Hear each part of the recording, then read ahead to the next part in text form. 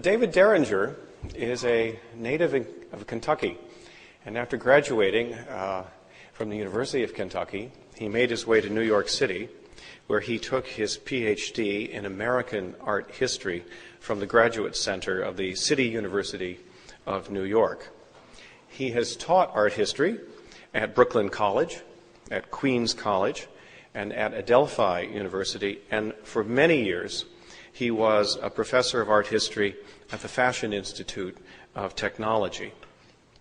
He has served on the staff of the National Academy of Design for over 15 years, and during the past 7 years, he served as its chief curator.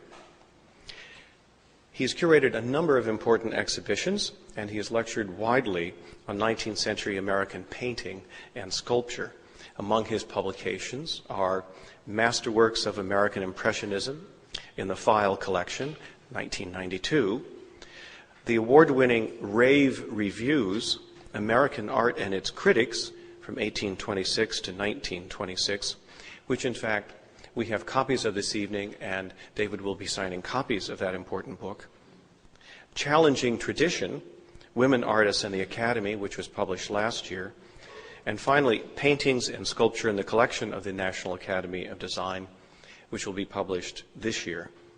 He's received grants from the Luce Foundation and a publication award from the Victorian Society of America. 2 years ago, he was the Thomas P. Johnson Distinguished Visiting Scholar at Rollins College in Florida. We are as delighted as we can possibly be here at the Athenaeum that he now holds the title of Susan Morse Hillis Curator of Paintings and Sculpture. He's going to talk to us this evening about a marmorean love affair. Please join me in welcoming David Derringer.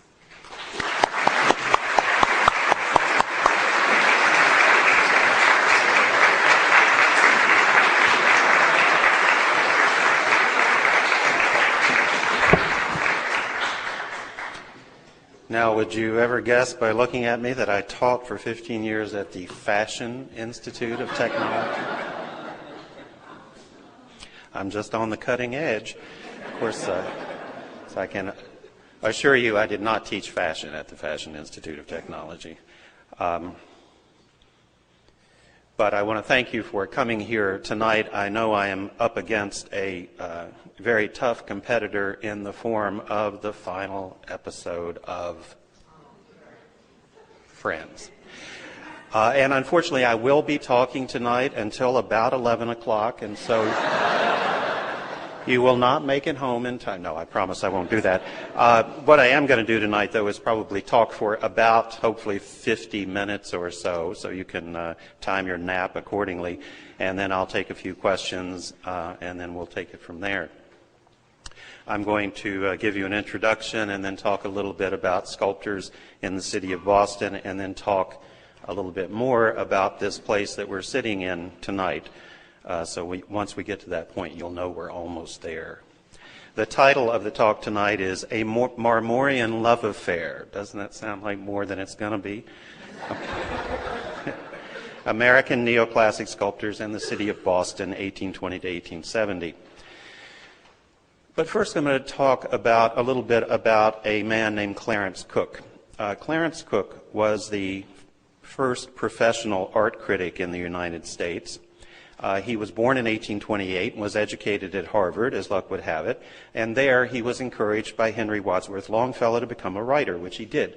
On graduating in 1849 from Harvard, Cook went to New York, and after writing for several major periodicals there, he landed the job that would make him famous. In 1864, he was hired by the New York Tribune, the most prestigious newspaper in the United States at the time, and he was hired as that paper's first full-time art critic. By then, Cook was already known for his decidedly poisonous pen, and since bad reviews are always more fun to read than good ones, Cook's acerbic nature made him the most influential and infamous American art critic of the 1870s and 80s. His reputation as a particularly vicious critic is proven by almost any randomly selected passage from his writings. For example, in 1867, Cook took a short art tour of the major cities of the eastern seaboard and dutifully reported his experience to his bosses back at the Tribune. By that time, despite his New England roots, or maybe because of them, Cook had become a hard-boiled New Yorker. As such, he simply could not resist using the occasion to compare the cultural situation in Boston with that in New York City. Let us then call New York the positive degree, he reported, and we already know we're in trouble from that. Boston will be the comparative. You can just see him smiling over this. Something, we hardly know what, hinders the growth of art in Boston. Artists do not thrive there. Little is produced there that is valuable in art, yet certainly much is produced. Every rich man in the little city, every man keeps a sculptor whom he pays for making statues of public men and for chipping away in the intervals of more serious work on busts of his family. There have been fears that the stock of great men to be made statues of may give out, but neither money nor marble nor men and women to cut into collars, coats, and trousers and expressionless faces will ever give out. There is really a revival of the art of sculpting, as it's called in Boston. Everybody's at it. Every third woman is making a bust of Abraham Lincoln, and for every woman who's doing it, there are two men who are doing the same thing. Painters are scarcer. Indeed, they can hardly make a living there unless they're very bad, in which case they get whatever money is left over after paying the sculptors. So that's how Clarence Cook brings us to the topic of sculpture. Obviously, when it came to the city of Boston, Cook had a real attitude.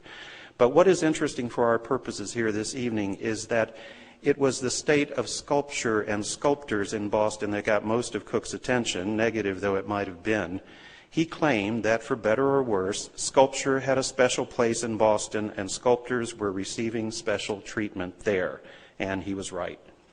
Boston's love affair with sculpture was especially intense during the several decades just before the time that Cook was writing all of this, that is, beginning in the 1820s and continuing into the 1860s. As Cook noted, although not to their credit, a large number of the artists who came to Boston in those days happened to be sculptors. Almost all of them worked in the then current style known as Neoclassicism, of which more later.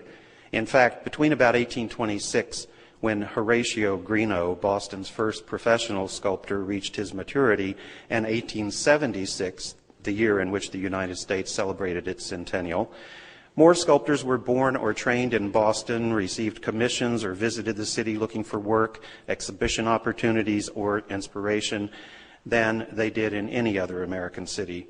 And more Bostonians bought sculpture or offered American sculptors advice, financial support, or both than did the cities of any other town, even New York.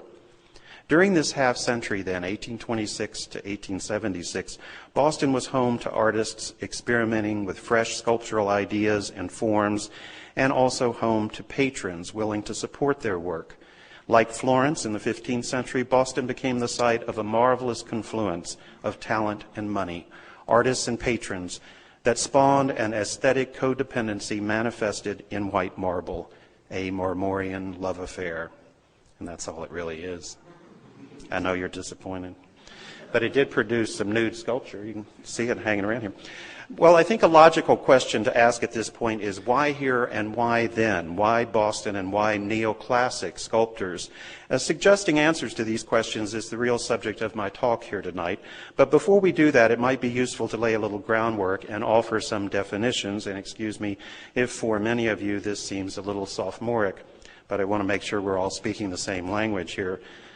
Simply stated, neoclassicism is the artistic style that dominated Western art from about 1750 to about 1850, first in France, where it was born, then in England, and finally in the United States, where it lingered on a little longer than it did in Europe.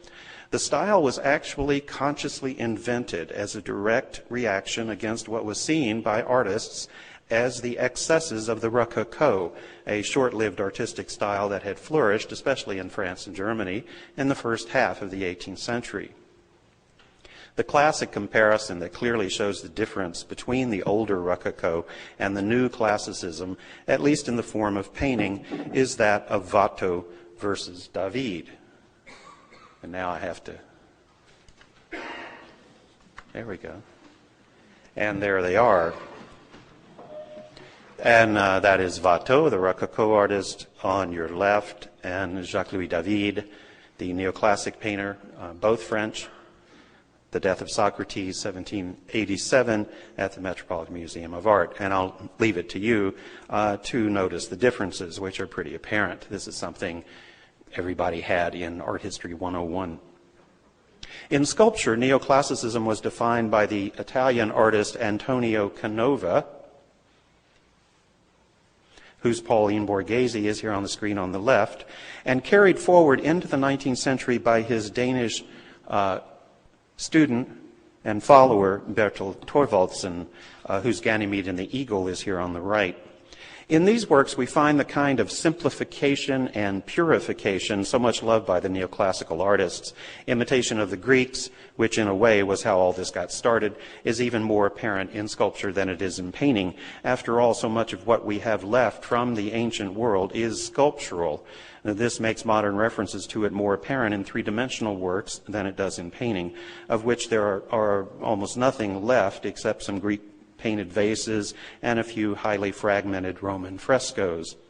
European and American sculptors looked to the likes of Phidias and Praxiteles for inspiration. They looked to works such as the famous Aphrodite of Melos on the left, or Praxiteles, Hermes, and Dionysus on the right. And if they couldn't see the original, they could see casts in plaster, which were in the collection of almost every cultural institution, certainly by the beginning of the 19th century. Furthermore, since the majority of what has come down to us from ancient Greece is in the form of Roman copies, which are made out of marble, it's not surprising that Canova, Thorvaldsen, and their followers on both sides of the Atlantic preferred that material. And besides, white marble, which itself is a symbol of moral purity, or at least the desire for it, was the perfect medium for anyone interested in idealization of the human form, as the neoclassicists certainly were. We can easily see this affiliation between the ancient and the new in this comparison of Hiram Powers, an American artist's very famous, at least in the 19th century, famous image of the Greek slave with the Venus de Milo. The two most visible attributes shared by these objects are idealization and white marble. At a time when art's role was seen as didactic, it could only succeed if it taught a clear lesson or inspired a viewer to be a better person. These artists were convinced that it was their job to take what nature gives us and to correct its mistakes by returning the forms, human or otherwise, to their perfect or ideal state. This, of course, is all a matter of taste, but there it is. This philosophy also helped to convince potential patrons, especially in the puritanical United States, some things never change, that art was not frivolous and that any expenditure of time and money on the promotion of artists and the purchase of their works is completely moral. One could rationalize that such patronage was also patriotic, since buying American art and supporting American artists could only strengthen the nation's young and fragile cultural life. It was okay then for a sober businessman, financier, or politician to dabble in the arts and even to buy and display it in their drawing rooms. Objects that in other contexts might be seen as insignificant, silly, or even pornographic, as certainly was the case with the Greek slave, which had a tough time of it in this country. Because of the importance of the classical model to the neoclassicists, it was important that they experience the old world and its artifacts firsthand. The best place to do that was Italy, and almost all artists who worked in the neoclassic style spent time there, many for an extended period, some permanently. The American neoclassicists were an important part of this expatriate group, and beginning in the 1820s, they went to Italy in droves for the same reason that painters and architects did. Italy is where it was at. It's where the remnants of the classical past are most in evidence. It was where artists could find the material, the white marble that they needed to make the sculpture. Here are two views, one from the 19th century, one a more modern view of the Carrara marble quarry outside Florence, which is still in operation. So they could get the material there, which was the purest that could be found, much better than anything that would be discovered in the United States. And it was there in Italy where they could naturally find the craftsmen who could work with the marble and who were often members of families that had worked with it for many, many generations. Their descendants still work with it today. Here are two American sculptors with their team of marble carvers. On the right is William Wetmore Story, an American sculptor in Rome with his group of marble carvers. And on the left is Harriet Hosmer with her group of marble carvers. And Charlotte Cushman's not among them, although she probably could have been. And you'll know what I mean by that later. Neoclassicism first appeared in the United States in the form of architecture. And, of course, you can see this anywhere you go in Washington, D.C., just about, or for better examples, perhaps. Whoops, excuse me. One thing they don't teach you in graduate school is your left from your right. You can see the neoclassicism in the form of architecture, especially in the designs of Thomas Jefferson, the Virginia State Capitol in Richmond, or in this case, two views of his marvelous University of Virginia's original buildings. In painting, neoclassicism received a boost in this country by the reputation of the American-born but thoroughly anglicized Benjamin West, and this is his Agrippina landing at Brundisium with the ashes of Germanicus. Paintings just don't have titles like that anymore. West was one of the best-known artists of his day. He was first painter to King George III and second president of England's Royal Academy. In other words, the quintessential small-town boy born in rural Pennsylvania, made good. But while neoclassical architecture had great success in this country, there was little or no market here for neoclassical paintings, such as West's. They were just too big and too serious for American audiences. The beginnings of a more indigenous and popular style would have to wait for the rise of the Hudson River School of landscape painting, especially in the 1840s and 50s. In the pictorial arts, then, the burden of establishing neoclassicism on this side of the Atlantic fell to sculpture. Neoclassicism made its marmorean debut in North America in the form of three major sculptures, all portraits of George Washington, commissioned from English or European artists. The first of these was by Antoine Houdon, which you see here on the screen. Houdon came over from France for a couple of months to prepare for this sculpture that he made for the Virginia State Capitol building in Richmond, where it was installed in 1796. In 1815, the Italian sculptor Antonio Canova, who I mentioned earlier, created a seated Washington for the North Carolina State House in Raleigh. The building you see here in a painting of 1830, just before, unfortunately, it burned, taking Canova's Washington with it.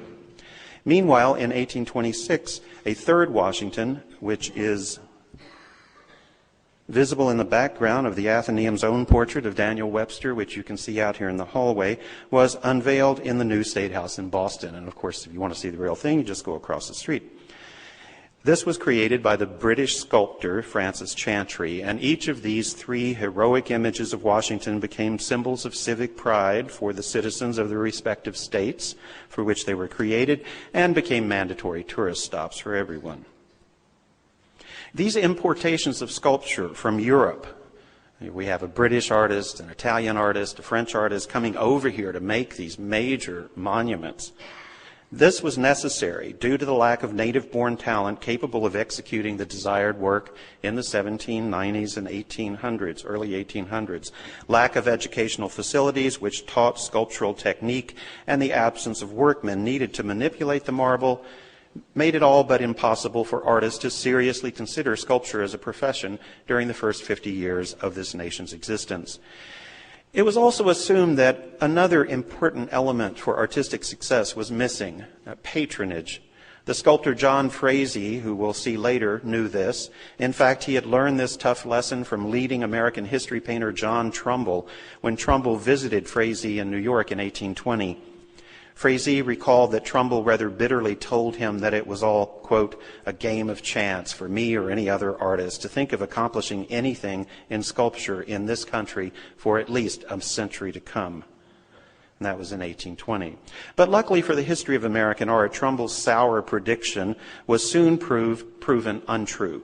In fact, as Trumbull spoke, the first generation of American neoclassic sculptors had already been born and were preparing to make their talents and personalities known. It seems this timing could not have been better, for by the end of the decade that started with Trumbull's predictions, the 1820s, a number of enlightened Americans, especially in and around the city of Boston, as we shall see, were beginning to put their money where Trumbull's mouth was, so to speak, and were trying to do their patriotic best for their own American sculptors. And that brings us back to our question, slightly rephrased. If the city of Boston and its near neighbors, such as Cambridge, had a special relationship with sculptors in the decades before the Civil War, why did that relationship exist? Why did it happen here? And why did it happen at this particular moment in American history? Well, naturally, similar questions can be asked about almost any historic period. The Italian Renaissance, for example, immediately comes to mind. But whether we form the question with Boston or Florence as the focus city, the answers are similar. Such changes depend upon a partially coincidental confluence of artists interested in new ways of expression and patrons willing to give their support as needed. The Medicis were as important to the birth of the Renaissance as were the artists. Without wealthy patrons, Masaccio wouldn't have had a Brancacci chapel to paint, Brunelleschi wouldn't have been given the opportunity to test his theories of engineering at the Florentine Cathedral, and Donatello would never have cast or carved a single figure for the Orson Michele. Michelangelo wasn't going to just whip up a Sistine ceiling and hope some pope would come around the corner and buy it.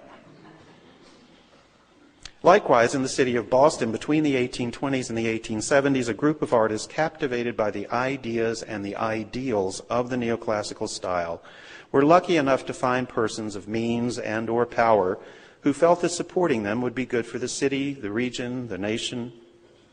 And yes, in many cases, these feelings were altruistic and even patriotic. That is because the kind of art patronage I'm talking about came in two forms. There's the form that you would expect, which is financial support, where an interested party would commission or purchase a work of art from an artist.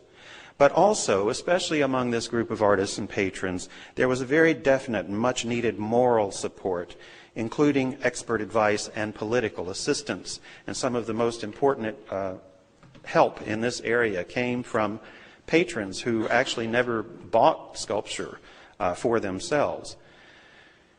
By the 1820s, when the first professional American sculptors began to appear, Boston had developed a sufficiently large economic base to support the arts, both on a public and private level.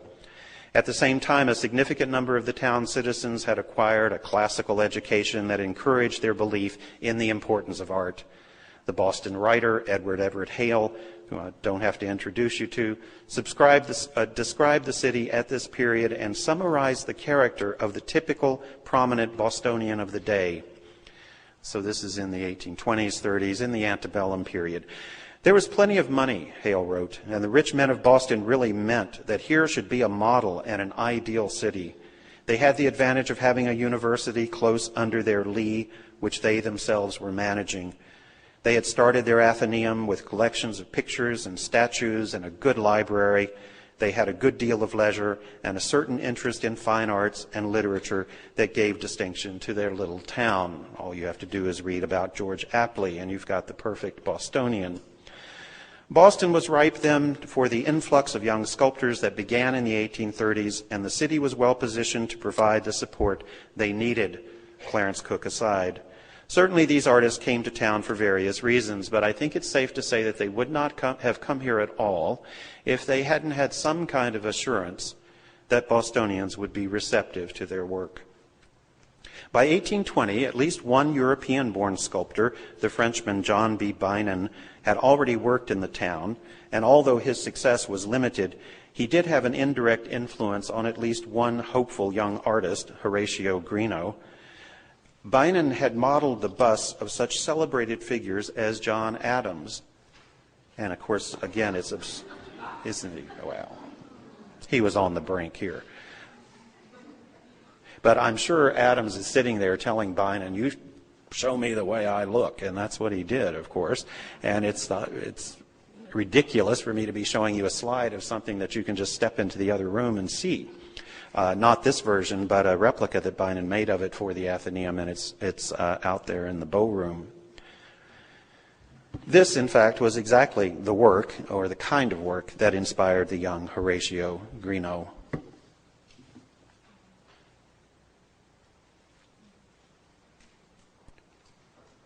There's Mr. Greenough.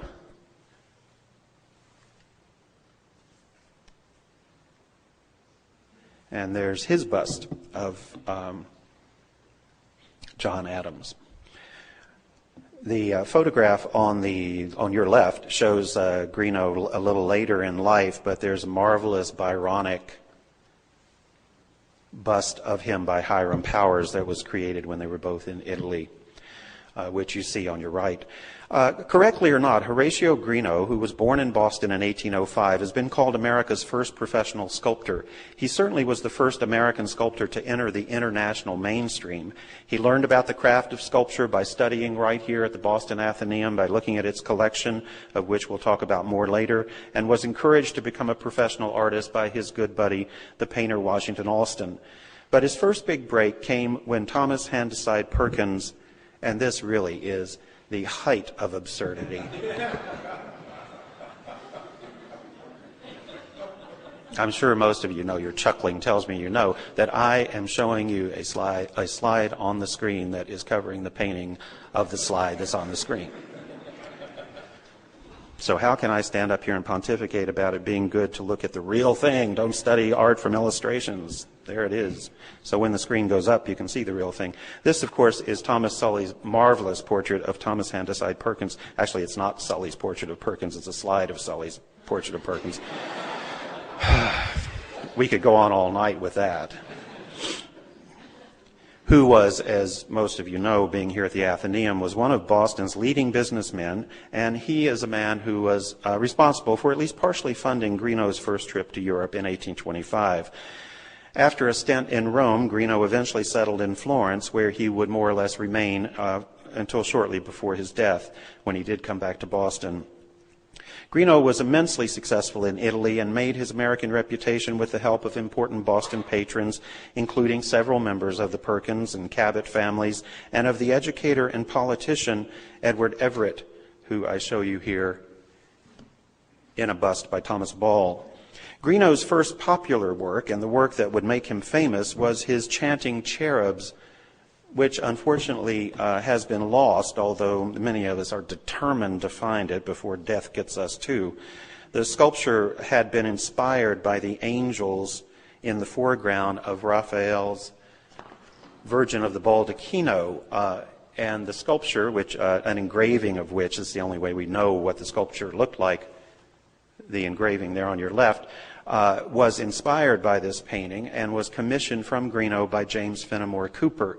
The two of them, Greenough and Cooper, were at the Pitti Palace where the painting lives one day, and Cooper admired the little angels you see there in the foreground and suggested to Greenough, who was green at that time, that it would make a good subject or an inspiration for a sculpture, and so that's exactly what he did.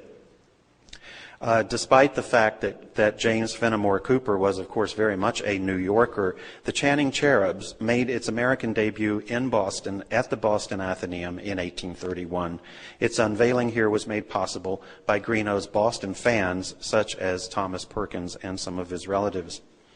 And about the same time that this sculpture was shown here in Boston, Greenough's most significant commission came from the most unlikely source, the United States government. The U.S. Congress in 1832 ordered a monumental image of George Washington from Greenough, an image that was meant to sit in the rotunda of the U.S. Capitol building.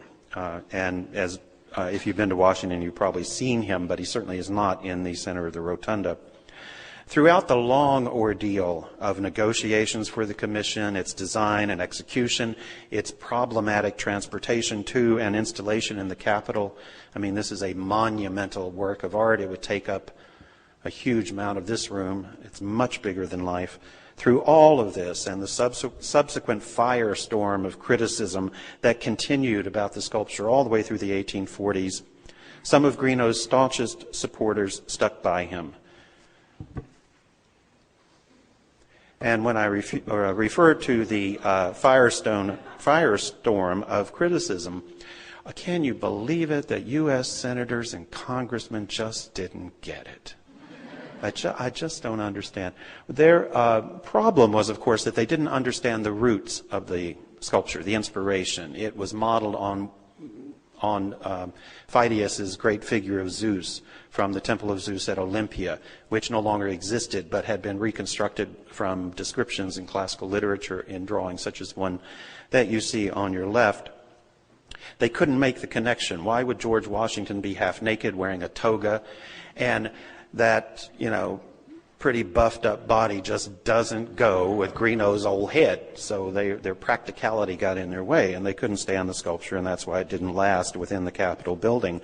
But through all of this, Greenough had the support of a number of people, but most notable among these was Edward Everett, the Bostonian politician, who remained one of Greenough's most important links to Capitol Hill throughout the whole process, and was also instrumental in Greenough getting another commission from the U.S. Congress for another sculptural group, this one called the Rescue Group, which was meant to decorate the entrance to the Capitol building. It too has been removed for reasons that you might be able to figure out if you look at it closely. It's in the basement of the Capitol building, and it will never reemerge. Another important Boston patron for Greenough was Samuel Cabot, Thomas Perkins' son-in-law. In 1832, Cabot took his family on the grand tour of Europe, during which they spent a considerable amount of time in Italy. Other than the understandable desire to see treasures of the old world, the Cabots also made the trip for personal reasons. Their 2-year-old daughter, Susan Copley Cabot, had recently died, and Samuel Cabot immediately began planning the trip to help his family, especially his wife, deal with the grief. Almost immediately on their arrival in Florence, Samuel Cabot asked Horatio Greenough, who he knew from Boston, to model the bust of his 9-year-old daughter, Elizabeth Perkins Cabot, which you see here. Later, Mrs. Henry Lee, and this bust is today in the Athenaeum's collection.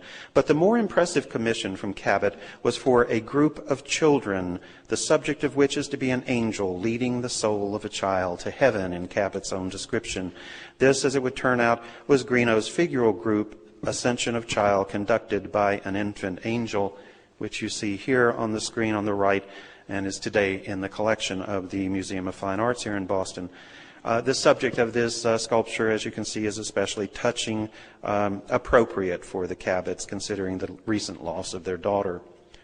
Greenough's tremendous success must have been at least partially responsible for the fact that artists from other places began to look to Boston as a possible source of patronage. One of these was a man named Henry Dexter, a native New Yorker and resident of Rhode Island, who came to Boston in 1836. Dexter recognized Boston as, quote, as he wrote in his memoirs, the most promising resort of artists and writers in the United States. And he was so impressed by the city and its citizens that he stayed here for the rest of his life.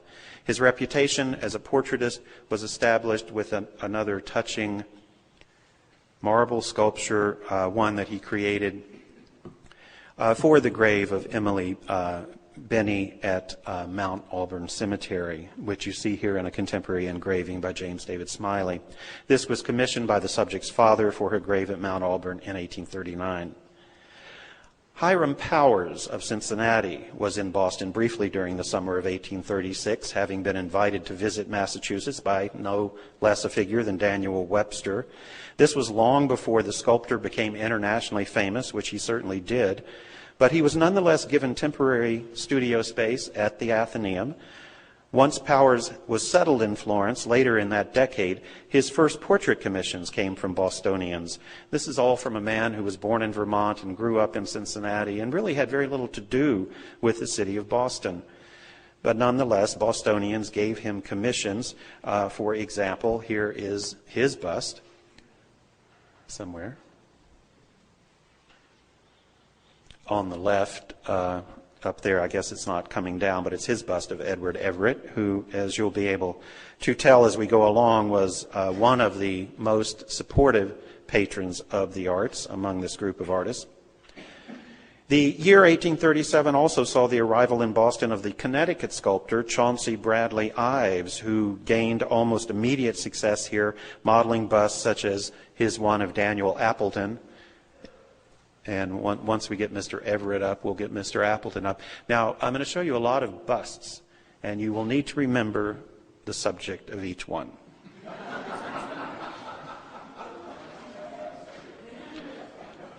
and take it from me, do not ever get a PhD in American sculpture because you have to sit there in your orals and do exactly that. Now, is this Daniel Webster or Daniel Appleton? Oh, neither. This was Ives' black period. Well, Ives stayed in the city until he was advised to go to Europe for his education and for his health, which he did in 1841. And there he made a reputation as a creator of beautiful, idealized figures taken from literature, such as his exquisite Undine. Let's see where we are here.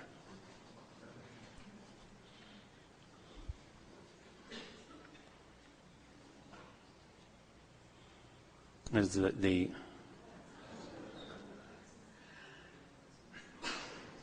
back further. This, of course, is why you should never come to art history lectures. You have to put up with the slide projectors. Well, maybe we'll get a glimpse of Ives' Undine in a moment, and it truly is one of the magnificent works of American neoclassic sculpture. Meanwhile, in 1839, just to keep going with this list of sculpting visitors to Boston, another Cincinnati sculptor, Schobel Clevenger, arrived in Boston in 1839 and was so successful here that he lingered for about a year. His talents were heralded by the inclusion of 8 busts by him in the Athenaeum's first annual sculpture exhibition, which opened in September 1839. And Bostonians gave Clevenger further encouragement by allowing him to set up a studio in the Athenaeum itself. There he modeled portrait busts of worthy locals such as Washington Allston, Lemuel Shaw, and Daniel Webster. That's Washington Allston, but unfortunately not by Clevenger. Before the young sculptor, before Clevenger left for Europe in the spring of 1840, he expressed his appreciation to the citizens of Boston by presenting the Athenaeum with replicas of 8 of his busts, most of which still remain in the collection today.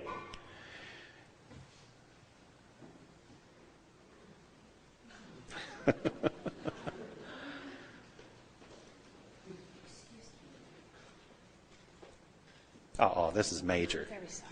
That carousel is jammed. So that's where you're going to advance to, on that side.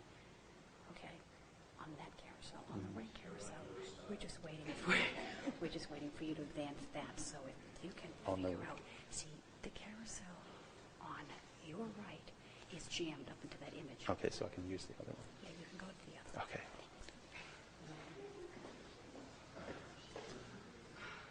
Are you sure? That's Mount Auburn Cemetery, as you probably know. Okay, let's back up here. We can at least have one. Well, maybe not. Yes, indeed. I heard that sigh, and that's exactly what I feel like doing. Okay, well, anyway. In 1840, see, we're moving along here. The English-born Robert Ball Hughes, who had already lived. I'm glad you're my friends and that this is not your last episode.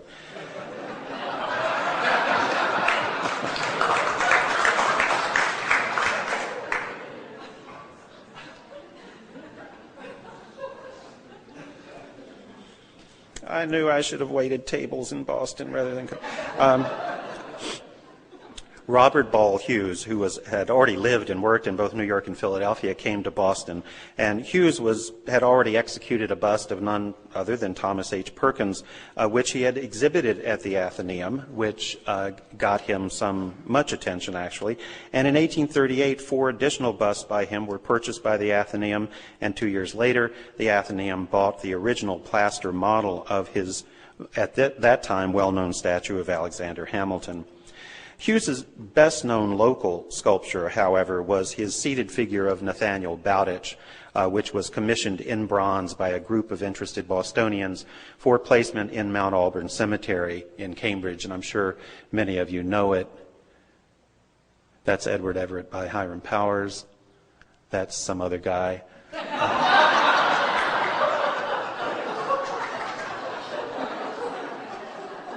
And that's Chauncey Ives' figure of Undine from the front. I also have a beautiful slide of her from the back, but we won't be able to see that tonight. But you can see what I meant when I said she really is one of the incredible figures of American neoclassic sculpture. That's Washington Allston.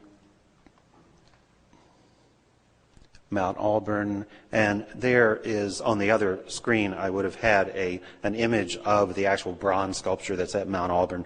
But this will do instead, because this is the life-size plaster figure that was given to the Athenaeum 4 years after the bronze Bowditch was unveiled at Mount Auburn. And this is upstairs on the 5th floor. There's Undine. There was a whole special school of sculpture of these veiled ladies that began in Italy and that a few American sculptors tried their hand at, and this is certainly one of the best products of that sort of field within the field of American sculpture. Let's see.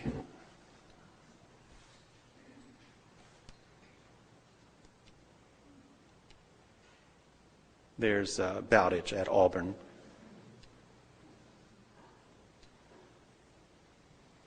Okay, now we're back on track. Oh, time's up, sorry.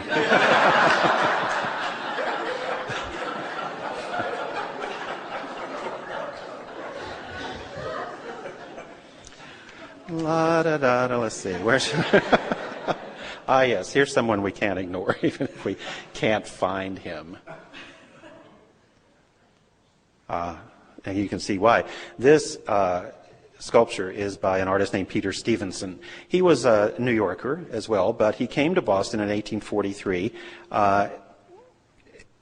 and tried his hand at portrait busts at first and was somewhat successful. Took a trip to Italy, but his best-known work, which was commissioned because of his success in the city of Boston again, and the work that made his reputation is this marvelous Dying Indian by Stevenson. After an auspicious debut in London's Crystal Palace in 1851, Stevenson's Indian was exhibited again at the Boston Athenaeum, shown here for several years, after which it was purchased by the Mercantile Library Association in New York. And today, after many years in a private collection in Piermont, New York, it is in the collection of the Chrysler Museum down in Virginia. This led to several important commissions for Stevenson, several more from Bostonians, such as busts of Lucius Sargent, and another for a monument for the grave of the Atkins children at Mount Auburn. Let's see if we can find that. There are the heads of the children. It's a very touching small sculpture by Stevenson, which I had the great good luck, thanks to the staff at Mount Auburn, to see only yesterday. And of course you can see what happens to marble sculpture when it's exposed to acid rain for so many years. It's heartbreaking. Of course, Boston was home to native talent other than Horatio Greenough. I've been telling you about sculptors who just came here from elsewhere. William Wetmore Story was second only to Greenough in local fame, especially after he took the shocking step of giving up a promising law career to become a sculptor. Here's a photograph of William Wetmore Story. He also taught at the Fashion Institute of Technology.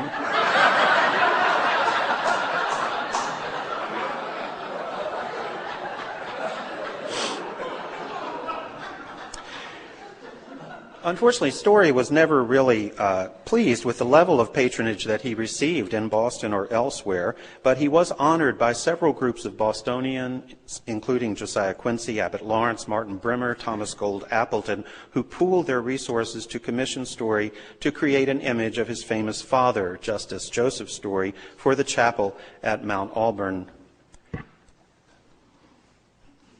And there is the chapel at Mount Auburn, a wonderful 19th century photograph of it.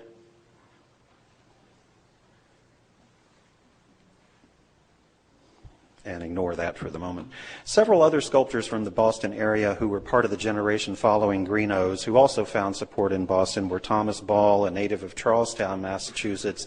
In 1857, you can't avoid it, he received the commission for the great bronze equestrian figure of Washington in Boston's Public Garden, which just went through a wonderful restoration, as I'm sure you've all seen. It was unveiled in 1869 and won almost universal approval, and led to other public commissions, including one for a monument to Charles Sumner for Boston's Public Garden, which you see here on the right, and for another life-size group, which you've probably also encountered, called the Emancipation Group, which features Abraham Lincoln and an emancipated slave. What you're looking at, of course, on the left is not the bronze Washington by Ball, but is the small plaster version which was given to the Athenaeum and which is here today on the 4th floor. Private support in Boston also brought public notice to another native sculptor, Richard Saltonstall Greenough, who was brother of the better-known Horatio. After a slow start in the profession, the younger Greenough received an order for a portrait bust of William Hickling Prescott, which proved to be the turning point in his career. Prescott helped Greenough secure further commissions, including one in 1853 from the city of Boston for the bronze statue of Benjamin Franklin, which is just right down the street in front of the old Boston City Hall. A more unusual group of sculptors who were supported by Bostonians were those who were not born in the city and who actually never even worked here or lived here. Thomas Crawford, who was a native New Yorker, is probably the best known of these. Here's a nice drawing or maybe it is a drawing by Eastman Johnson, or a photograph of the drawing of Thomas Crawford. And one of Crawford's best friends and major supporters and promoters, the Bostonian Charles Sumner, also a drawing by Eastman Johnson. One of the most important things that Charles Sumner, the famous or soon-to-be famous politician from Massachusetts, did for Crawford was to convince his fellow Bostonians that the Boston Athenaeum should own Crawford's major work, a depiction of the Greek mythological figures Orpheus and Cerberus, to which I will return later, probably tomorrow morning at this rate. For now, it will suffice to note that the interest and support represented by that commission for the great Orpheus, spearheaded by Sumner, was in direct contrast with Crawford's treatment by New Yorkers, who never did give him a major commission for anything. However, Bostonians continued to support him, not only Charles Sumner, but also Franklin Dexter, who commissioned Crawford's marvelous image of Adam and Eve, again, which is just right there against the window, because it eventually came to the Athenaeum, thanks to Mr. Dexter. The other major Crawford commission here in Boston is his wonderful Amos Benny monument, also at Mount Auburn, and also unfortunately deteriorated from acid rain. This is an old photograph which shows it in fairly good shape. This is really, in my opinion, one of the most beautiful grave monuments by a 19th century American sculptor. And again, I had the wonderful chance to see it yesterday, thanks to the staff at the Mount Auburn Cemetery. The list of sculptors who worked in Boston and or for its citizens could be greatly extended beyond what I've just done. There are probably hundreds of them, and so now I will name each one and show you examples of their work. For example, there's Randolph Rogers, who was selected in 1854 by a group of Bostonians for an important commission for a statue of John Adams for the chapel at Mount Auburn, which helped him to get other commissions, such as one for the bronze doors of the House of Representatives wing in the U.S. Capitol building in Washington. The sculptor Martin Milmore created two of the most visible Civil War monuments in Boston, the Soldiers and Sailors Monument in Boston Common and the Great Marble Sphinx at Mount Auburn, which was actually visible in that earlier photograph of the Bigelow Chapel at Mount Auburn. Among the women sculptors who received patronage in Boston, the most productive and successful were befriended and supported by the famous Boston actor Charlotte Cushman. These included Edmonia Lewis, who was also a protege of Henry Wadsworth Longfellow. This is her bust of him, and another very small bust by her of Minnehaha. And much more famously, Harriet Hosmer, who was a native of Watertown, Massachusetts, and internationally the most famous of the group.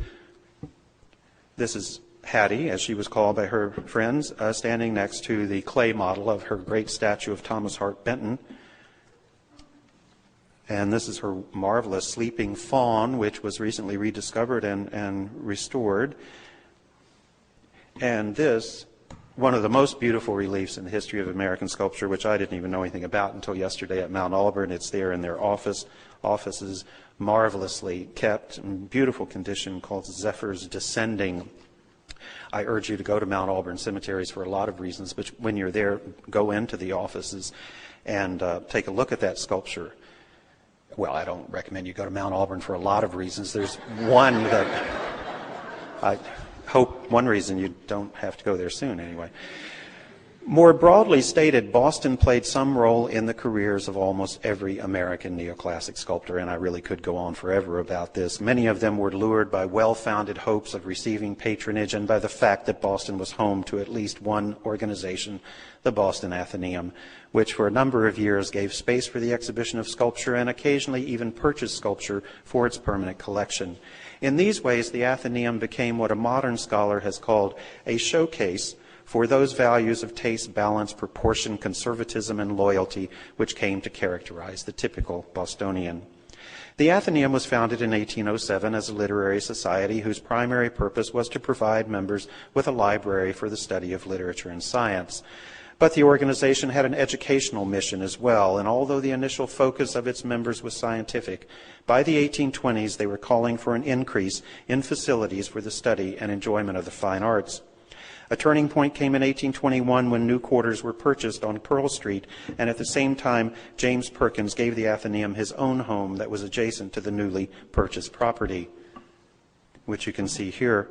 Less than 2 years later, construction began on an auxiliary building, the stated function of which was to provide the means of literary and scientific instruction, as well as to encourage native artists in sculpture and painting.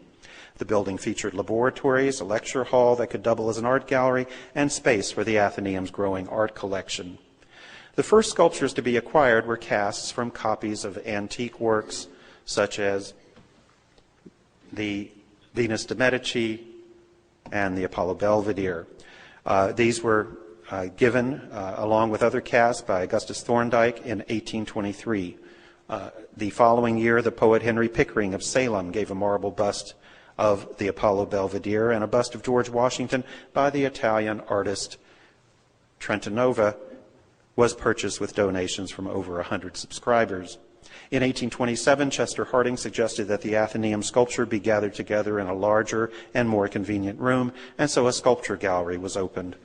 The Athenaeum's most important purchases from this era were several busts by Jean-Antoine Houdon, notably his marvelous bust of the Marquis de Lafayette, which is also on view in this room, and several others which had come from the collection of no less a person than Thomas Jefferson.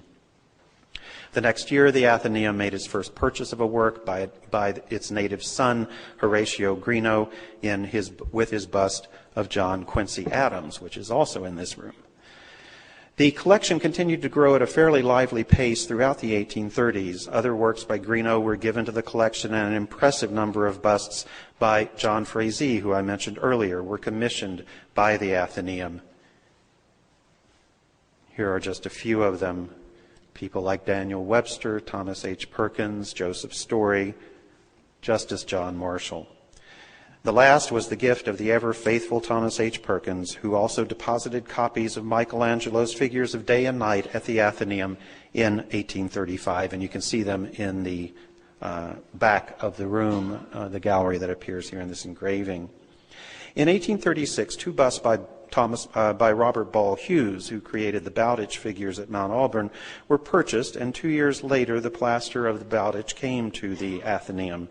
It was joined by Ball Hughes's figure of Little Nell, taken from Dickens, which you see here. There's another interior view of the present Athenaeum building with sculpture in place.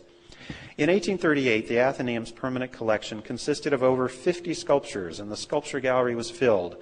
Consequently, in that year, the Athenaeum's lecture room was remodeled to form a new sculpture gallery, and the first annual exhibition of sculpture was mounted to inaugurate the space. By that time, the Athenaeum had begun fulfilling its educational mission in another way, with the establishment, beginning in the 1820s, of a series of yearly exhibitions of historic and contemporary art. These annual exhibitions were held in almost every year from 1827 to 1873, and with those annual exhibitions at the Pennsylvania Academy of the Fine Arts in Philadelphia and the National Academy of Design in New York, they were just about the only games in town when it came to reliable serial exhibitions. Occasionally, the exhibitions included major ideal works here at the Athenaeum that attracted more than usual attention. The best known of these was Thomas Crawford's Orpheus and Cerberus, which I mentioned earlier, and which was really commissioned in a sense by Crawford's great supporter, Charles Sumner, and given to and put on display at the Athenaeum in 1841. Several years later, in 1844, the Athenaeum decided to organize a focused installation that was more or less appended to the annual exhibition. In terms of its organization, this one-artist exhibition, which was still a rarity for sculptors, especially in America at the time, was almost solely the work of Charles Sumner, who is shown here in a bust by Thomas Crawford, a gift from the artist. In fact, Sumner was the one who had set up the subscription that had made the commission for the Orpheus possible, and he now undertook the orchestration of its shipment to Rome, where Crawford had created it, from there to Boston, as well as to its exhibition here at the Athenaeum. He even oversaw the restoration of some of the pieces of the sculpture that had broken in transit from Italy. He even laid the necessary political groundwork for its arrival, making sure the public would be fully prepped for interpreting the nude figure correctly. He did this by writing an article about the Orpheus that was published with an illustration in the United States Magazine and Democratic Review in 1843. Sumner was having difficulties finding a satisfactory location to display the sculpture at the Athenaeum. The Athenaeum's officers were unwilling to have the large work in the painting gallery, as Crawford had hoped it would be, and Sumner agreed that the sculpture gallery, which had been originally contrived as an evening lecture hall, was just too dark. He told Crawford that he hoped the problem would induce Bostonians to, quote, subscribe for a building to be devoted exclusively to art, and in fact that is more or less what happened. The Orpheus arrived in Boston in September 1843, and Sumner was present when it was uncrated.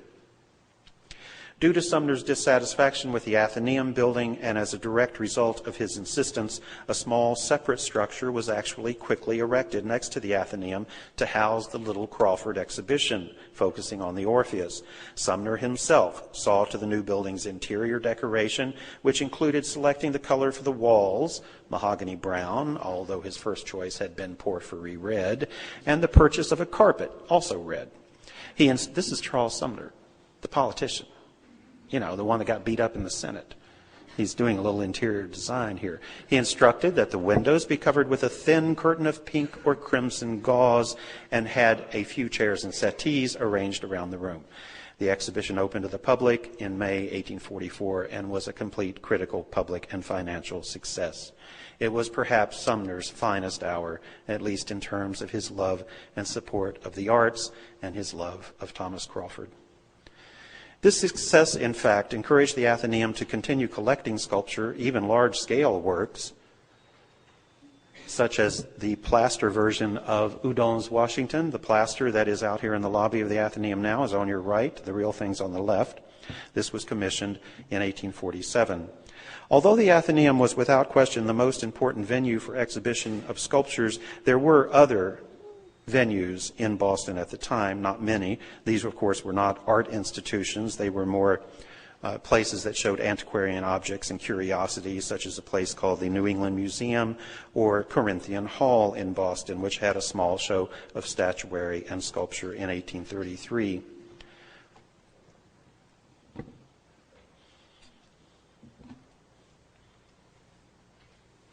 You'll be happy to know I'm editing like crazy here.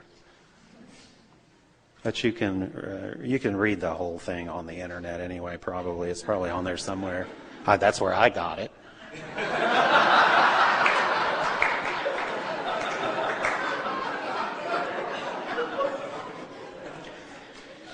Another marvelous sculpture by Greenough that made its debut in Boston is his wonderful reclining figure of Medora, which you see here on the right. Today it's in the Baltimore Museum, with its subject taken from Lord Byron's poem Corsair. It was shown at Chester Harding's studio in 1833.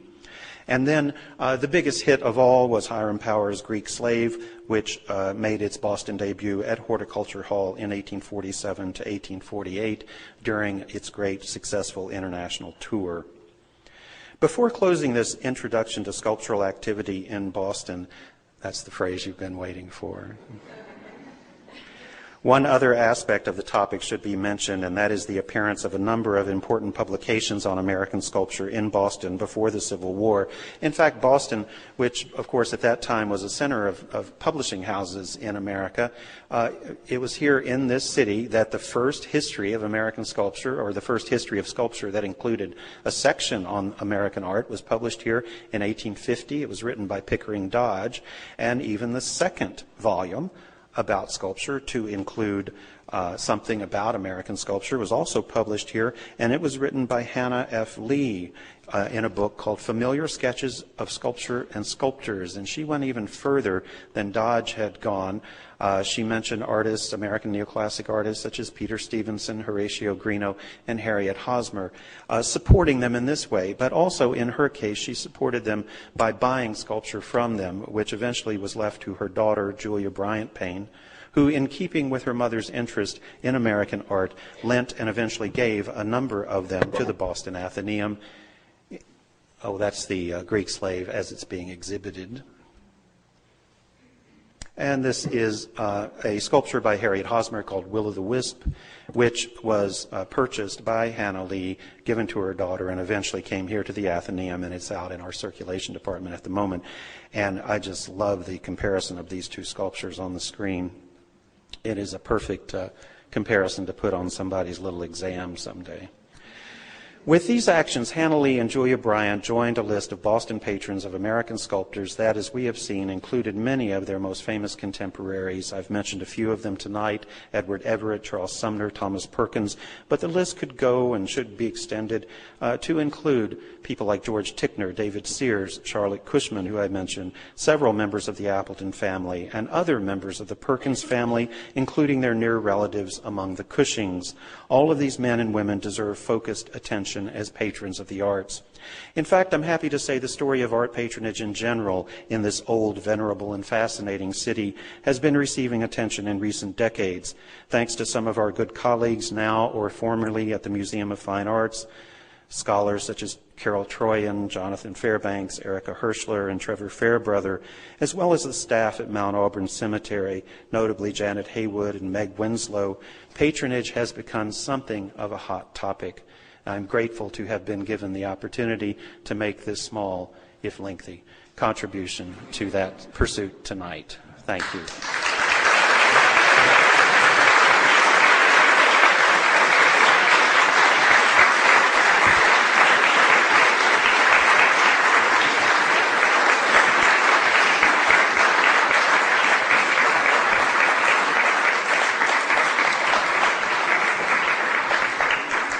Thank you very much. Strictly for technical reasons, of course, this ran a little longer than it should have. It's not my fault. No, I take all the blame. But I'd be happy to entertain a few questions from you if you have any. Yes.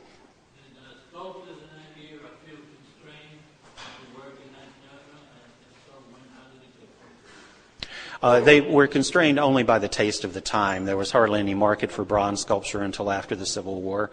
So for practical reasons, they worked in marble. They liked it, but it also would sell. And that's, I can't forget the practical and economic part of any story, even art. Yes? Is there a source of marble in this country? Yes, there are several up in Vermont and other places, but it's not considered... even in New York State, I think most of those quarries were not opened up until the Civil War and after. So they weren't as useful for the neoclassicists, but the marble was not considered to be as of fine a quality. And of course, the trick for neoclassic sculptors was to make sure you got a block of marble that was pure. And sometimes they didn't, because you didn't know what was underneath. You might be carving a huge statue, and you get halfway through it, and suddenly there's a horrible stain or something wrong with the marble, and you'd have to either change your plans or throw it out and start all over.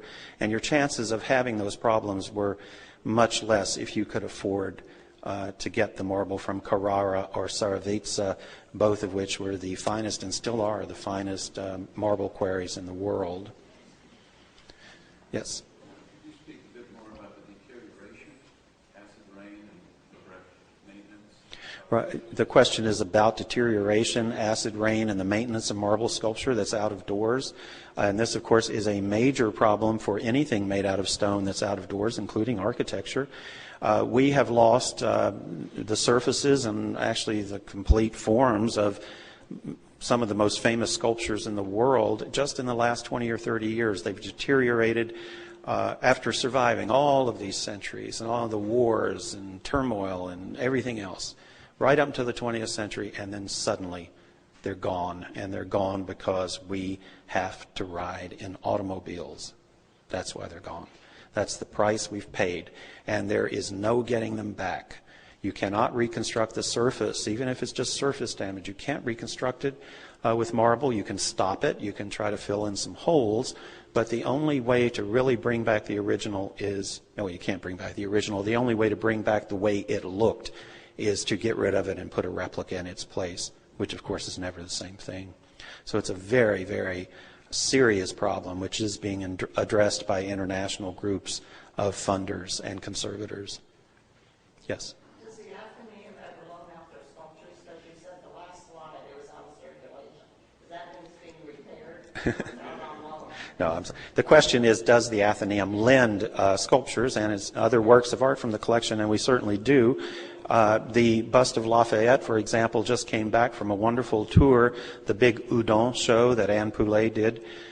She was former curator at the Museum of Fine Arts, and that exhibition was at the National Gallery in Washington and then in California at the Getty Museum. So it was a wonderful opportunity to be able to lend a work from the collection, and we do that with careful consideration whenever we can. And I'm sorry, the Hosmer is by the circulation desk out front. Well, thank you all very much. I hope you'll join us.